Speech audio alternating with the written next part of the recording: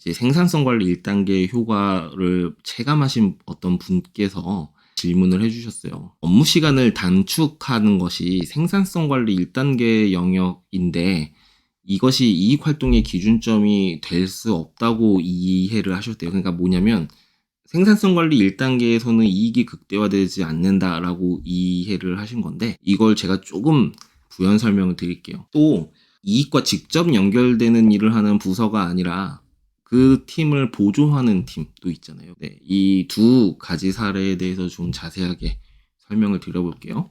일단 기본적으로 여러분 생산성 관리 1단계는 생산성 관리 2단계의 원인이고 생산성 관리 2단계는 생산성 관리 1단계의 결과예요.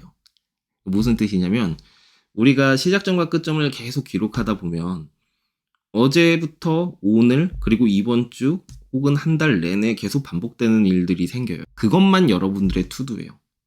그렇지 않은 다른 업무들은요. 여러분들 투두 리스트가 아니에요.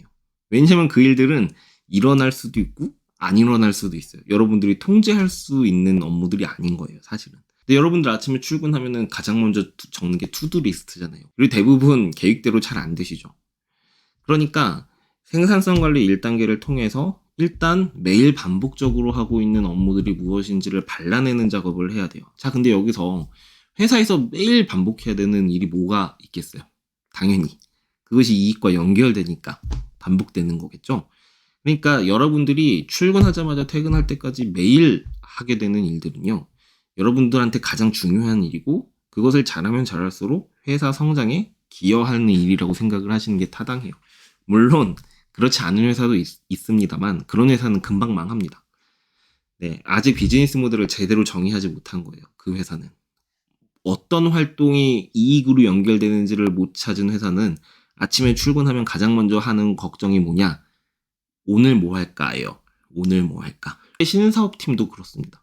오늘 어떤 가설을 테스트해보고 그걸 통해서 이익을 만들어 볼까? 이런 것들 늘 고민하게 되죠. 스타트업도 그렇고요. 그러나 이미 이익이 실현돼서 어떤 그 루트로 매출이 일어나는지를 알고 있는 회사는 그 매출을 키우기 위해서는 그 일을 반복할 수밖에 없어요. 그렇죠? 그런 일들이 여러분들의 투두로 남을 거예요. 그러나 내가 매출에 직접 기여하는 어떤 영업이나 마케팅 담당 이제 조직이 아니고 예를 들어 내가 디자이너야, 혹은 영상 편집자야. 이런 사람들의 투두는 내가 생각했을 때는 별로 그 매출에 직접 영향을 주지 않는 것 같아. 왜냐면 업무 요청을 받아야지만 생기니까. 사실 요거 생각이 조금 잘못된 거예요. 마케터와 세일즈맨이 최전방 공격수라면 이렇게 업무를 뒤에서 보조하는 사람들은 어떤 역할을 하는 거냐면 그 공격수들한테 무기를 만들어서 보급하는 사람이에요. 그들은 무기를 들고 싸워야 돼요. 그쵸? 무기를 누가 만들어요? 그 사람들이 만드는 게 아니라 그 사람한테 업무 요청 받은 디자이너나 기획자나 영상 제작자나 이런 사람들이 만들어주는 거잖아요. 그쵸? 그러니까 여러분 제가 책에서도 썼지만 마케팅은 전쟁이 문명화된 거라 그랬어요. 전쟁의 승리의 열쇠는요. 아주 기발한 책략이 아니라요. 유지력에 있어요. 이 강한 병력이 계속 싸우다 보면 죽을 거 아니에요. 그렇지만 죽어도 병력이 계속 보충되면 결국은 끝에 가서 많이 남는 병사를 가진 나라가 이기겠죠. 우리 초한지에 봐도 유방이 천하를 통일하고 이제 공신들을 책정할 때요. 보면은 막 한신이나 이런 사람들 우리 익히 알고 있는 막 장량 이런 사람들 보면은 막 꾀주머니에 머리도 엄청 똑똑하고 전황을 완전 지배하고 조종하고 이런 사람들이요 1등 공신이었을 것 같지만 아니었어요. 그 초한지에 보면요. 유방이 천하를 통일하고 1등 공신 정한 신하가 소하라는 신하가 나오는데요. 그 신하가 바로 뒤에서 보급선, 물자를 관리하고 병사들을 징병해서 보내주고 무기를 만들어서 조달하고 했던 신하예요. 회사 안에 공격수 팀과 지키는 팀이 나눠져 있는데요. 어떤 팀이 더 좋고 나쁘다 이렇게 우월하고 열등한 게 없는 관계인 겁니다. 서로는 서로가 필요하고 둘 중에 하나의 기능이 망가지면 경쟁력을 잃어요. 당연히 회사가 오래 생존했고 이 기능에 대해서 이해도가 있는 팀일수록 내가 좋은 대우를 받을 수 있겠죠. 그래서 공격팀과 방어팀은 성과가 보통 연동되어 있습니다.